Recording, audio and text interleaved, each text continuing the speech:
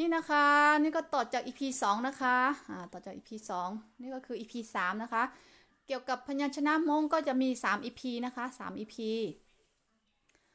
นี่ก็คือพยัญชนะมง3ตัวนะคะเอามาจาก1ตัวนะคะมารวมกันแล้วก็ออกเสียงเป็น1ตัวนะคะมารวมกันแล้วก็ออกเสียงเป็น1ตัวอ้าวก็พยัญชนะ3ตัวออกเสียงเป็น1ตัวนี้ก็จะมีอยู่14ตัวนะคะ14ตัวแล้วก็พยัญชนะ4ตัวรวมกันออกเสียงเป็น1ตัวก็จะมีอยู่3ตัวนะคะเรามาดูกันนะคะว่าภาพในรูปภาพสิ่งของในรูปภาพภาษามงเขาเรียกอะไรนะคะใครที่สนใจเรียนจริงๆก็เขียนลงในสมุดนะคะเขียนลงในสมุดเขียนคำแปลไว้ในสมุดแล้วนะคะ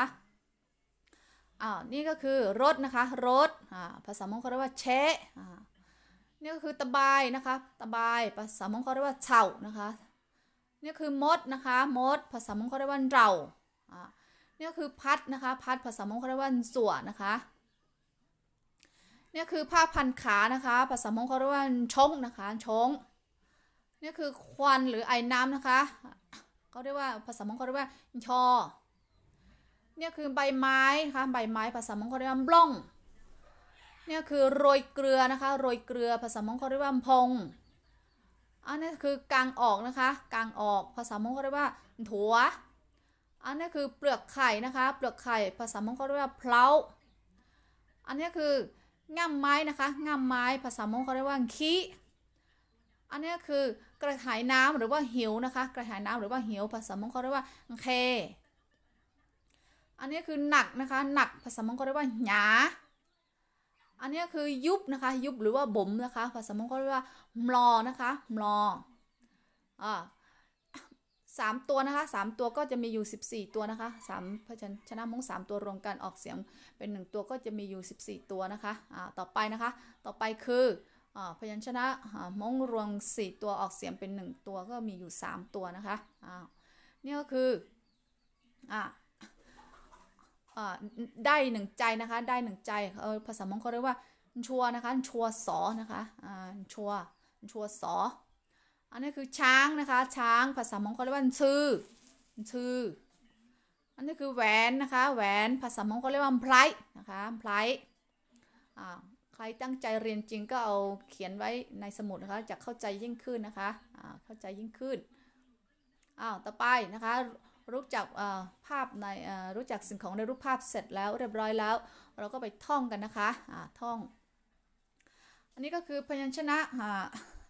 ตัวเดี่ยวที่เขามารวมกันนะคะรวมเป็น3ตัวแล้วก็ออกเสียงเป็น1ตัวนะคะอันนี้ก็คือตอตื่นนะคะอันนี้คือตัวตอตื่นอันนี้คือตัวชอชัวอันนี้คือตัวฮาเฮาแล้วก็จะมารวมกันออกเสียงเป็น1ตัวนะคะ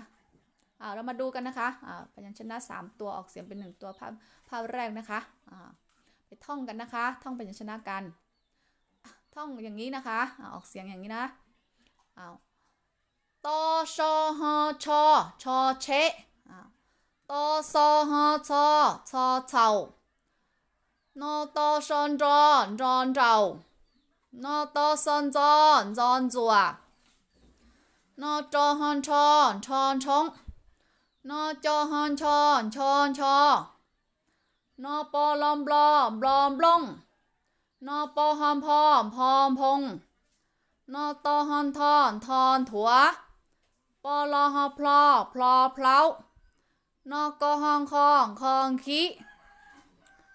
นอกอฮองคองคองเค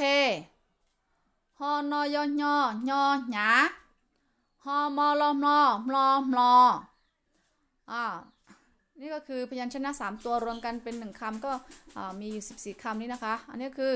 พยัญชนะ4ตัวรวมกันเป็น1คำเป็นมีอยู่3ตัวนะคะ3ตัวเราก็จะออกท่องอย่างนี้นะคะท่องอย่างนี้นอตอชอฮอนชอนชอนชัวนะคะชอนชัวนอตอซอฮอนชอนชอนชื่อนอปอลอฮอมพลอมพลอมไพรนะคะพลอมไพรพยัญชนะภาษามงพยัญชนะมงก็มีอยู่56ตัวนะคะมีอยู่56ตัว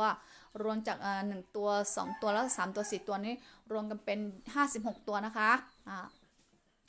ถ้าใครอยากเรียนภาษามงจริงนะคะก็กดติดตามนะคะกดติดตามต่อไปจะมา อ่าออกเสียงออกผันวรรณยุกต์กับดูสระกันนะคะถ้าใครชอบก็มากดติดตามได้นะคะกดติดตามได้แล้วใครสนใจก็กดติดตามได้จะมาสอนให้ละเอียดลึกกว่านี้ค่ะจะมาสอนให้ละเอียดลึกกว่านี้ไปเรื่อยๆนะคะถ้าใครชอบก็กดไลค์กดแชร์กดติดตามกดกระดิ่งให้เลยนะคะขอบคุณมากค่ะ